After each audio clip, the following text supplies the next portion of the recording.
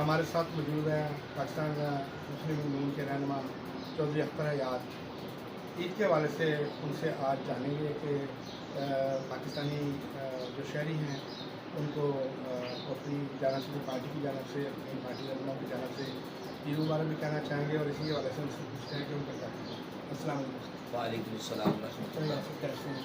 अल्लाह का शुक्र है।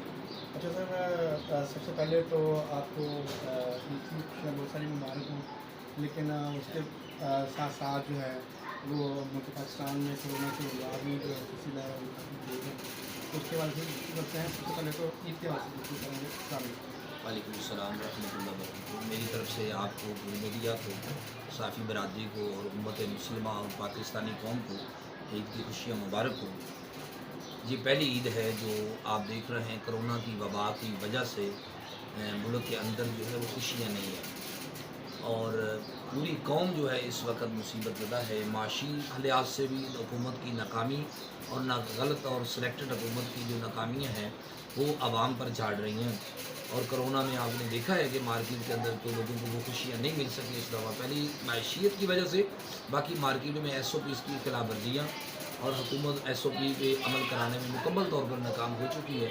बहरहाल अल्लाह ताला पाकिस्तान पे रहम फरमाए और इस वबा से हमारी जल्द जान छुड़ाए और ज़िंदगी रही तो इंशाअल्लाह ईदें फिर जो हैं वो खुशियों के साथ कौम मनाएगी।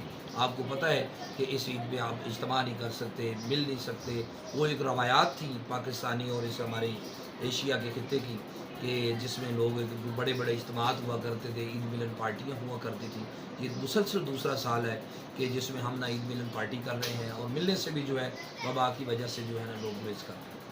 अच्छा तो सर ये बताएं कि ईदें तो तमाम आती रही हैं, आपने भी देखी, हमने भी देखी, और जो कल रात जो है जिस तरह से लोगों को बिल्कुल इस चीज़ का कंफर्म कर दिया गया था कि ईद जो है वो कल नहीं होगी, कल रोज़ होगी, लेकिन अचानक फिर रात 12 बजे के करीब ये जब ऐलान कर दिया गया कि सुबह ईद है, उस वक्त क्या जज्बात थे लोगों के, क्या खासा से उसके असर क्या कहना चाहिए? देखिए जी, ईद का जब प्रोग्राम होता है लोगों को पता होता है चाँद रात की खुशियाँ अपनी होती हैं कि जब ईद का चाँद निकलता है लोग इंतज़ार करते हैं और इंतज़ार जब ईद का ऐलान होता है तो लोग बाज़ारों में जाते हैं। एक बड़ा मतलब एक जश्न होता है, लोगों की खुशियाँ होती हैं और ख़रीदारी लोग करते हैं।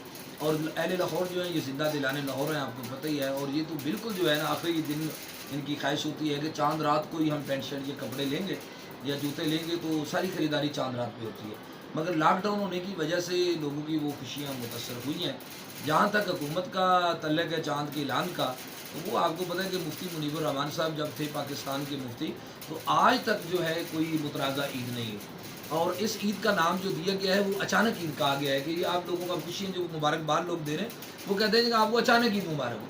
भी ये यू टर्न खान साहब ने मुफ्ती साहब का और ये इस्लामी मसला भी जो है ये मुतराज़ा बना दिया है कि पहले ऐलान इन्होंने किया जी तरावियाँ पढ़ लें, अब लोगों को जो हम ईद मुबारक कहते हैं उसमें कहते हैं कि 30 तरावियाँ और 29 रोज़े मुबारक।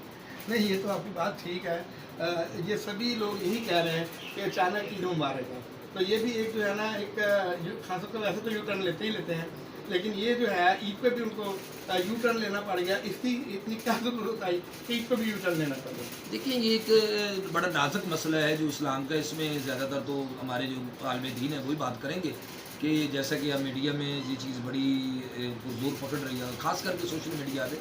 बहरहाल ये सारी ज़िम्मेदारी आवाम को परेशान होने की ज़रूरत नहीं है कि जब मुफ्ती पाकिस्तान ने या उलमाए कराम ने या हुकूमत ने ईद का ऐलान कर दिया है तो हमारी ईद हो गई है।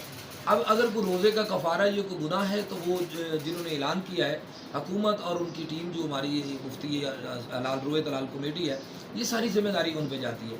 आवाम का तो कसूर नहीं है, आवाम को खुशियाँ मुबारक हो, आवाम अपना पुरज़ोर तरीके से जो है इनकी खुशियाँ मनाएँ।